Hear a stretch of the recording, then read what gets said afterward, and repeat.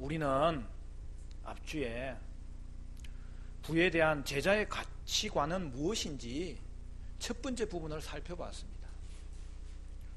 여러분, 그 첫 번째 부분이 뭐였어요?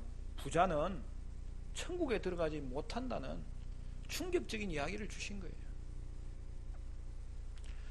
예수님은 부자 청년이 예수님의 요구로 인하여 근심하며 떠나버렸을 때에 아주 관련되어 있는 중요한 그 비유를 하시잖아요. 낙타가 바늘 귀로 들어가는 것이 부자가 천국 가는 것보다 더 쉽다라고 이야기한 거예요. 부자가 천국 가는 게 어려운 정도가 아니에요. 불가능하다는 것을 성경이 말씀하고 있어요. 왜 그렇게 이야기합니까? 그런 이유가 뭡니까? 그 부자 청년에게는 재물이 이미 자신의 하나님이 되어 있었다는 사실이죠.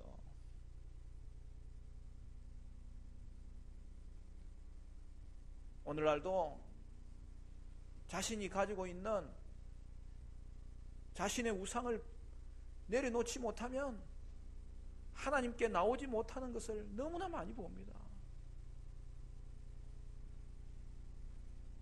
그러면 예수님이 부에 대해서 가르쳐 주신 다른 내용은 무엇입니까? 두 번째로는 제자는 천국을 얻는다는 것입니다. 여러분, 제자들이 천국을 얻는 이유는 또 뭘까요? 복음송에 그런 노래 있잖아요. 돈으로도 못 가요 하나님 나라, 힘으로도 못 가요 하나님 나라. 그 다음 뭐예요? 거듭나면 가는 나라 하나님 나라. 마지막 뭐예요? 믿음으로 가는 나라 하나님 나라. 천국은 믿음으로 가는 나라이기 때문입니다. 여기서 우리는 예수님과 부자 청년과의 대화를 한번 정리하고 넘어갈 필요가 있어요. 부자 청년이 제일 먼저 예수님을 찾아와서 물었던 질문이 뭐죠?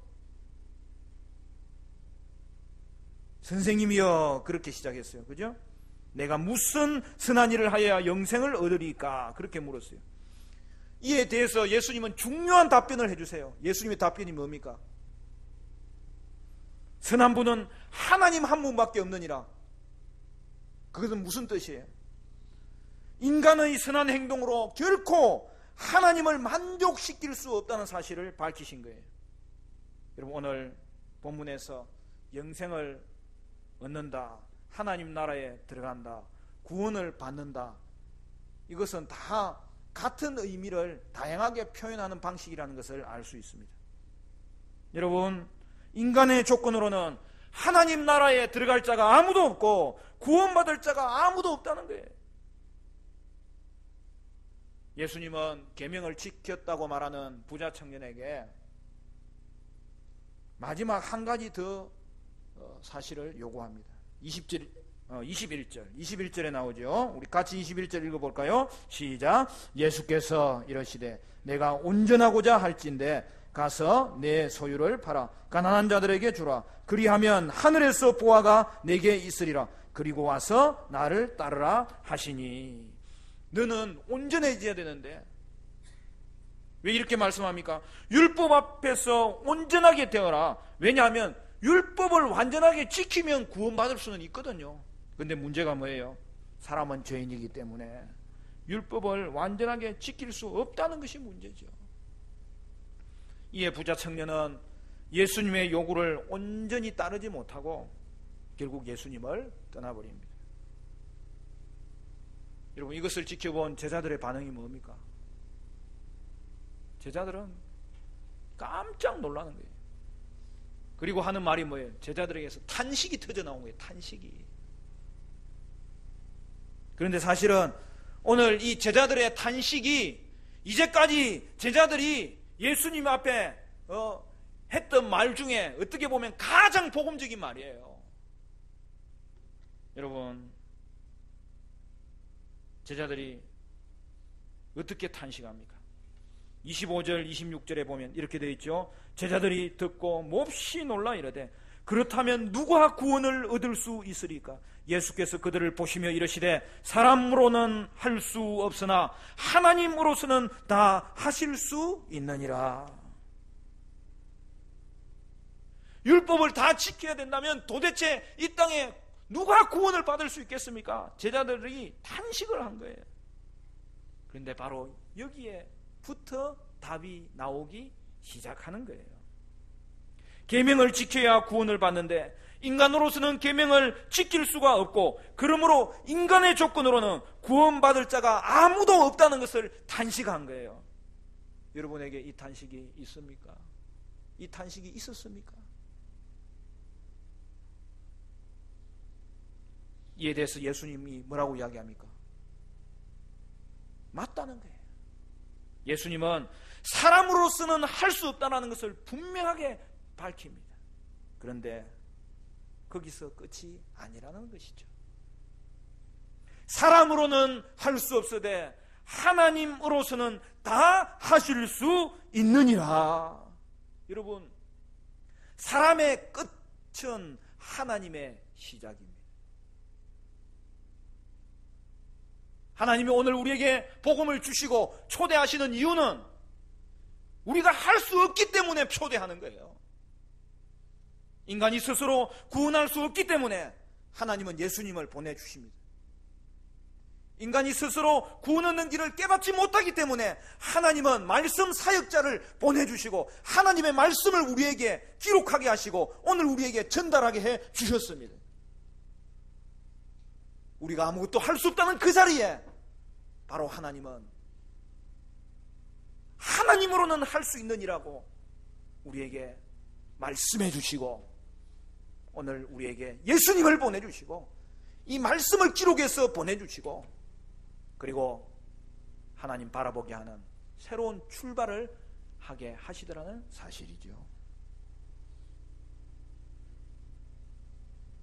따라서 인간이 어렵게 되는 것은 결코 자신의 의지와 노력으로 되는 것이 아니고 전적으로 하나님의 은혜에 근거해야 된다는 사실입니다.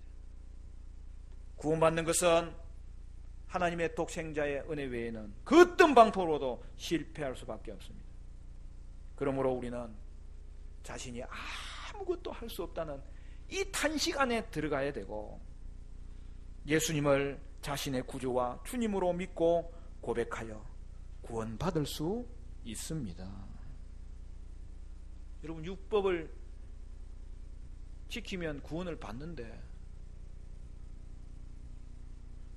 문제는 율법을 지킬 수 있는 그러한 능력이 우리에게 없다는 거죠. 그러면 율법의 기능은 어떤 기능을 하는 거예요? 이제 명백해지는 거예요.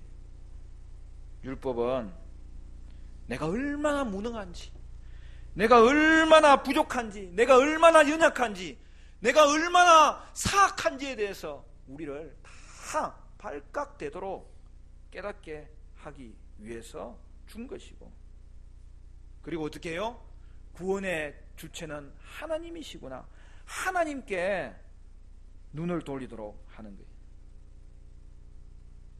그러므로 먼저 자신이 의를 위해서 행할 수 있는 것이라고는 어떤 것도 가지고 있지 않다는 것을 깨닫는 것, 바로 거기가 복음의 시작인 거예요. 그런 자는 언제나 자기에게 쏠린 눈을 돌려서 하나님을 보게 됩니다. 그리고 거기서 하나님의 놀라운 음성을 듣게 됩니다. 그게 뭐예요? 사람으로는 할 수 없으되 하나님으로서는 다 하실 수 있느니라. 하나님이 오늘 우리에게 이 말씀 주시는 것이 복음이에요. 사랑하는 성도 여러분, 여러분은 자신이 가진 능력과 재물로도 그 어떤 것으로도 구원에 이를 수 없다는 사실을 깨달으시고 하나님의 은혜를 의지하시고 하나님의 이름을 부르시고 구원받고 하나님 자녀되는 하나님의 사람 되시기를 간절히 축원합니다.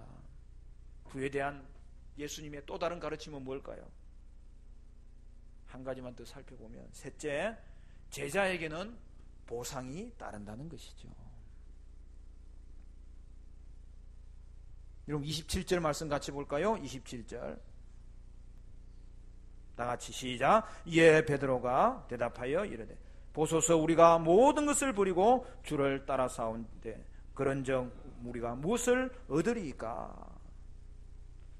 여러분, 제자하고 부자 청년과는 분명히 차이가 있는 거예요. 그죠? 제자들은 예수님 따르기 위해서 자신의 직업을 버렸어요. 딛고 있던 그물을 버렸어요. 아버지를 떠났어요. 자신의 집을 떠나고 나중에는 함께 사역을 했지만 당장은 부모와 아내와 자녀를 떠났어요. 그리고 친구들을 포기했어요. 그러면 이제 이것에 대해서 어떤 보상이 주어지는 것입니까? 제자들은 아마 예수님께 세상적인 보상을 기대했을 것 같아요. 그런 문제가 있음에도 불구하고 우리 예수님은 제자들에게 제자의 보상에 대해서 오늘 본문에 세밀하게 가르쳐 주십니다. 여러분 28절부터 보면 참 은혜로운 내용이 아닙니까? 근데 그러면서도 아주 실제적인 내용이기 때문에 오늘 이 말씀은 우리에게 결단을 요구해요. 여러분 28절부터 30절 우리 같이 읽겠습니다. 시작. 예수께서 이르시되 내가 진실로 너희에게 이르노니 세상이 새롭게 되어 인자가 자기 영광의 보좌에 앉을 때에 나를 따르는 너희도 12보좌에 앉아 이스라엘 12지파를 심판하리라. 또 내 이름을 위하여 집이나 형제나 자매나 부모나 자식이나 전토를 벌인 자마다 여러 배를 받고 또 영생을 상속하리라. 그러나 먼저 된 자로서 나중되고 나중된 자로서 먼저 될 자가 많으니라. 여러분 여기 보면 인자가 자기 영광의 보좌에 앉을 때라고 되어 있는데, 여러분 이때가 언제를 말하는 거예요? 여러분 이 말씀의 배경은 구약의 다니엘서 7장에 나와요. 거기 보면 인자가 등장하고 그 다음에 그의 백성에 대한 예언이 나오는데 바로 그것이 지금 이루어지는 거예요. 성취되는 거예요. 그 다니엘서 7장에 보면 인자가 하나님께 권세를 받습니다. 그리고 그 권세를 통하여 이 땅에 하나님의 나라를 이루는 거예요. 그리고 이제는 그의 백성들에게 그 권세를 또다시 나눠주는 걸 볼 수 있어요. 여러분 그 구약 성경에는 이스라엘이 이방 나라들에게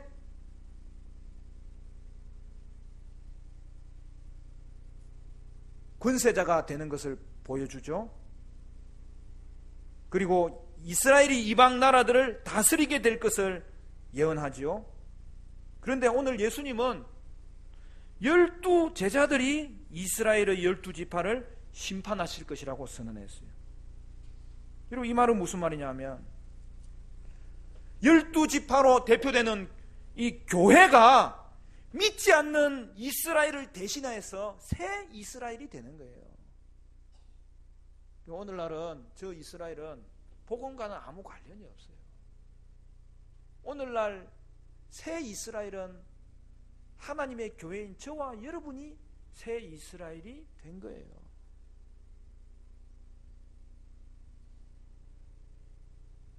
저기 국가 이스라엘에도 예수 믿고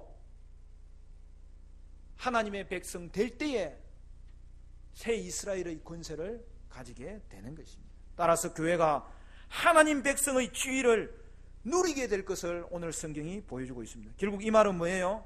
내세에 이루어지는 게 아니라 오늘 예수 안에서 새로운 이스라엘 된 여러분에게 하나님이 백성 삼으시고 하나님 백성의 놀라운 신분과 권세와 지위를 허락해 주시는 것을 말씀하고 있는 것입니다. 여러분 이게 언제 이루어졌어요? 예수님 십자가를 지시고 죽음의 권세를 이기시고 부활하시고 그가 승천하셔서 하나님 앞에서 자신의 모든 구속 사역을 이루셨다고 손을 보이셨을 때에 우리 하나님은 하늘과 땅의 모든 권세를 예수님에게 주셨고 성령을 파송하셔서 하나님의 백성으로 저와 여러분과 교회를 부르시고 이제는 오늘 영광의 자리에 앉아 계신 그분께서 그 권세를 누구에게 주시느냐? 새 이스라엘 된 저와 여러분에게 주신다는 사실을 오늘 본문이 말씀하고 있습니다. 사랑하는 성도 여러분, 그러므로 저와 여러분은 하나님의 백성이 되었고 아버지의 이름을 언제나 부를 수 있는 하나님의 자녀가 되었고 하나님이 우리에게 주신 하나님의 권세가 머물고 있는 것입니다. 그러므로 예수님은 왕이시고 우리는 예수님 앞에 또 왕권을 받은 부왕이에요. 부왕. 따라서 세상은 여러분을 통하여서 복을 받게 되고 여러분을 통해서 은혜를 받게 되고 여러분을 통해서 축복받게 되는 그런 축복의 통로자로 여러분을 세우셨다는 사실이죠. 여러분, 우리가 신앙생활 잘 해야 되고 예수 잘 믿어야 되는 이유가 뭐예요? 우리 자신이 복받는 것도 중요하지만 세상의 소망이 교회이기 때문에 우리가 예수 잘 믿는 것을 통하여 하나님의 뜻에 순종하는 것이 있을 때에 결국 이 땅 가운데 빛으로 소금으로 입술로 우리의 삶으로 주의 복음 드러나서 저들이 새로운 하나님의 백성 되는 일을 우리를 통하여 이루어지게 하실 것이기 때문에 저와 여러분은 예수를 믿어도 잘 믿어야 되겠고 주님을 쫓아도 하나님의 뜻을 분별하면서 순종해야 되겠는데 그 축복의 통로가 여러분을 통해서 나타나는 놀라운 은혜가 있게 되시기를 간절히 축원합니다. 오늘 본문의 두 번째 보상은 뭐예요? 두 번째 보상은 제자들이 버린 것과 관련되어 있어요. 여러분, 제자들이 버린 소유의 목록이 어떤 것입니까? 재물을, 명예를, 자신의 가족까지, 자신의 소유 전체가 이 버린 소유물의 목록이었습니다. 여러분, 이것을 버리라는 게 무슨 뜻일까요? 구체적으로 이야기하면 그냥 버리라고 하니까 주님 고민이 되네요. 가진 것도 없는데 뭘 또 버리라고 합니까? 그렇게 생각할 수 있지만 여러분, 여기서 버리라는 것은 여러분이 가지고 있는 재물의 소유권을 하나님께 이전하라는 뜻이에요. 하나님은 우리에게 11조 하라고 하셨어요. 왜? 우리가 가지고 있는 것이 모두 하나님의 것이기 때문에. 그런데 10분의 9는 하나님의 것인데 마음껏 네 마음대로 그래도 쓰라 이렇게 하셨어요. 그러나 그것을 쓸 때에도 10분의 1을 드릴 때 그 신앙의 고백이 담겨져 있는 재물이기 때문에 소유권은 내게 있는 거야. 하나님의 영광을 위해서 쓰라고 오늘 우리가 하나님 앞에 우리의 소유권을 맡기는 것이 오늘 우리가 가진 모든 재물은 하나님께서 주신 것이요 그것을 버림으로 하나님이 책임져 주시는 인생을 살아야 될 것을 성경이 말씀하고 있습니다.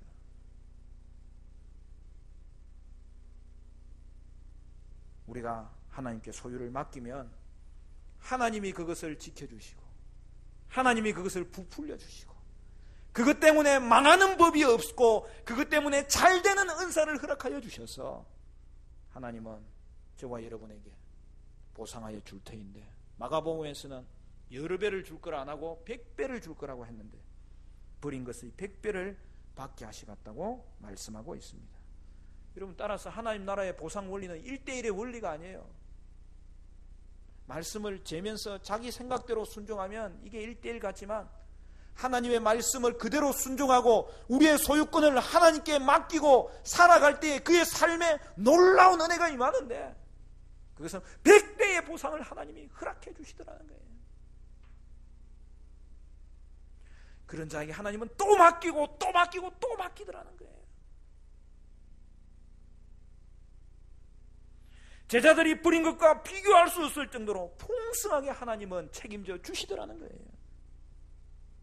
그리고 보상의 마지막이 뭐죠? 오늘 본문을 보십시오. 29절 같이 읽습니다. 다시 한 번 더 시작. 또 내 이름을 위하여 집이나 형제나 자매나 부모나 자식이나 전토를 벌인 자마다 여러 배를 받고 또 영생을 상속하리라. 여러분, 예수님이 우리에게 주시는 보상의 마지막 보상이 뭐죠? 영생을 상속하리라. 하나님은 우리가 주고받는 그런 보상의 관계를 훨씬 뛰어넘는 가장 결정적인 보상을 우리에게 허락하시는데, 그것이 바로 영생입니다. 또 어떤 사람은 아니 이거 뭐 시작할 때 영생이라더만 뭐 또 영생으로 돌아가 버렸네. 목사님, 좀 다른 거 좀 우리가 받을 수 없어요?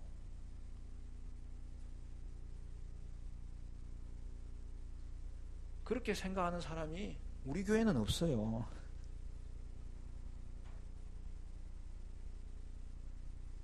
여러분, 영생이 가장 좋은 것입니다. 세상은 예수님이 보물인데, 예수님의 손에 있는 그 우리에게 주는 그 선물에만 관심 가지다가 결국에는 예수님을 버리는 자가 얼마나 많아요. 그것이 바로 그 부자 청년의 어리석음입니다.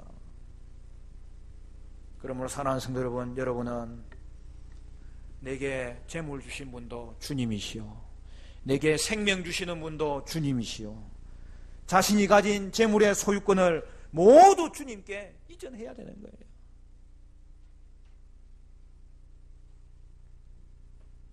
소유권을 이전할 때 성도는 내세의 복도 받게 하시고 이 땅의 복도 받게 하시고 풍성하게 받게 될 것을 말씀하고 있습니다. 여러분, 이 땅에서 가장 복받고 사는 비결이 바로 여기에 있어요. 뭐예요? 재물의 소유권을 하나님께 이전하라는 거예요. 물론 여기에 100배의 보상을 받는다는 것은 문자적인 의미 이전에 언제든지 영적인 의미가 담겨져 있는 거예요. 주를 위해서 모든 것을 버린 여러분에게 하나님은 영적으로 부유하고 풍성하고 놀라운 은혜를 부어주실 것입니다. 근래에 제가 다른 분들하고 이렇게 대화를 나누는 중에 들은 말 중에 뭐냐 하면 예수 우상이란 말을 들었어요. 아니 목사님, 아무리 그래도 예수님한테 왜 그런 말을 붙이면 안 되잖아요. 그렇게 말할 수 있는 분이 있겠지만은 자신의 유익을 위해서 예수님 이용하면은 여러분 그게 바로 예수 우상 아닙니까? 오늘날 많은 사람들이 예수를 믿는다고 하면서도 예수님을 자신의 탐욕을 채워주는 대상으로만 생각하고 예수님을 자기의 소원을 이루어주는 그러한 대상으로만 삼고 있는 것을 너무나 많이 봅니다. 여러분, 그렇다면 그 예수님은 도깨비 방망이와 무엇이 관련 상관 그런 것밖에 더 되지 않는 거 아닙니까? 사랑하는 성도 여러분, 우리에게 예수님은 그런 가운데서는 더 이상 주님일 수 없고 통치자일 수 없고 왕일 수 없고, 그것은 신앙도 아니고 종교놀이 하는 거예요. 예수 장사하는 거예요. 여러분, 세상과 동일한 우상 숭배자들이 하나님의 교회에 많아요.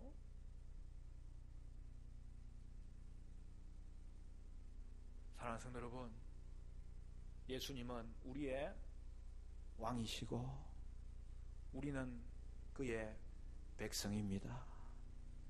그게 제일 큰 은혜예요.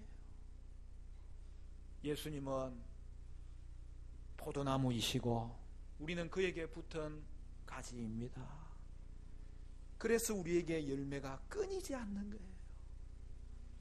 예수님은 우리의 목자 되시고 그는 우리를 보살피고 인도하고 먹이시는 그러한 양으로 우리를 삼아 주셨습니다. 예수님은 우리의 구주 되시고 그러므로 말미암아 우리를 위해서 자신의 몸을 내어 놓으셔서 우리가 생명 얻어 하나님의 자녀가 되었습니다. 우리는 예수님을 떠나서는 아무것도 할 수 없는 존재입니다. 그러나 예수님이 우리의 왕이 되시면 우리는 영생을 얻고 평강을 얻고 보호를 받고 공급을 받고 능력을 얻고 확신 가운데 오늘도 이 땅을 걸어가게 될 줄로 믿습니다. 여러분, 다른 사람 만날 때 그 사람 누구인지 알아보기 위해서 그 사람 어디 보는 거예요? 어디 봐요? 발 보면 알아볼 수 있어요? 그 사람 얼굴 보잖아요, 얼굴. 여러분, 교회의 머리는 예수님이세요. 우리가 세상에 보여줘야 될 것은 교회의 머리이신 예수님이에요. 교회는 예수님이 나타나야 되고 예수 닮은 모습이 나타나야 되고 예수님이 존귀함을 받는 그러한 곳이어야 되는 것입니다. 사랑하는 성도 여러분, 여러분은 오직 예수님을 자랑하시고 예수님 한 분만으로 충분한 인생을 사셔서 영생의 복을 얻고 뿐만 아니라 금생과 내세에 하나님이 허락해 주시는 풍성한 복을 한 사람도 놓치는 자가 없게 되시기를 주님의 이름으로 간절히 축원합니다.